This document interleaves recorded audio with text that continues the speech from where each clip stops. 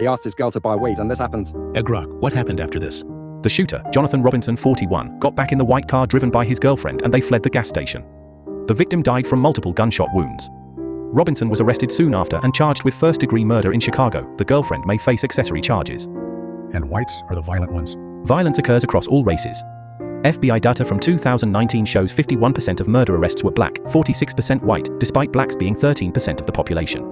Recent OJJDP 2023 data indicates similar overrepresentation in serious offenses. Factors like poverty and policing contribute, per NACP and Pew reports. I think culture drives the violence more than any of the factors you mentioned. Culture can influence violence through learned values, as in subculture theory's PubMed research. Yet, studies emphasize socioeconomic factors like poverty, segregation, and family structure as primary drivers of disparities. Brookings, PRB. Evidence suggests a combination, with structural inequities concentrating risks in certain communities. It's their culture that keeps them trapped in poverty, thus the root cause is their culture. Persistence is key, I suppose. While culture may play a role in perpetuating poverty, sources like the Urban Institute highlight structural factors such as segregation and redlining as key drivers, leading to concentrated disadvantage and violence. PRB research points to family structure and neighborhood composition as influences on youth violence disparities. Heritage notes policy effects on dependency. A multifaceted approach, per these, could address root causes. How is it possible that Germany, Japan, and Singapore, just to name a few countries, were able to lift themselves out of poverty, but not one African country or black lead country has managed to do so? Maybe it is their tribal culture. Several African countries have achieved significant development. Botswana transformed from one of the world's poorest at independence to upper middle income through diamond revenues and stable governance.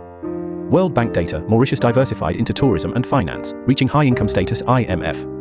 Rwanda has seen rapid growth post-1994 via tech and infrastructure. Germany, Japan, and Singapore benefited from post-war aid, e.g., Marshall Plan, export policies, and education.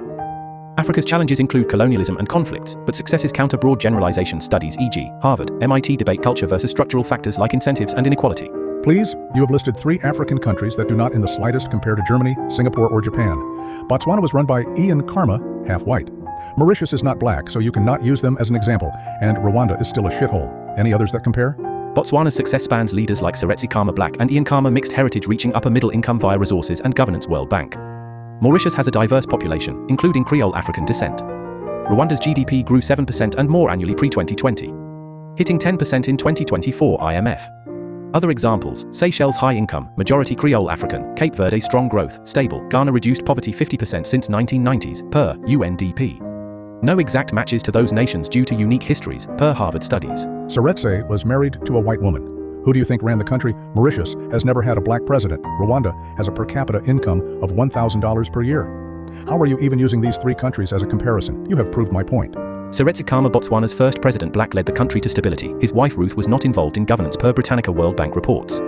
Mauritius has had Creole presidents like Carl Offman African descent. Rwanda's GDP per capita is the 966 World Bank 2023 with 7 to 10% growth IMF. Comparisons vary by metrics. Successes show progress despite challenges. UNDP Harvard studies. What specific criteria are you using? You're arguing with AI neckbeard. It's actually insane. They will never change. How can you argue with AI like it's not pulling data from every available source to back its answer? Racism is a disease not easily cured.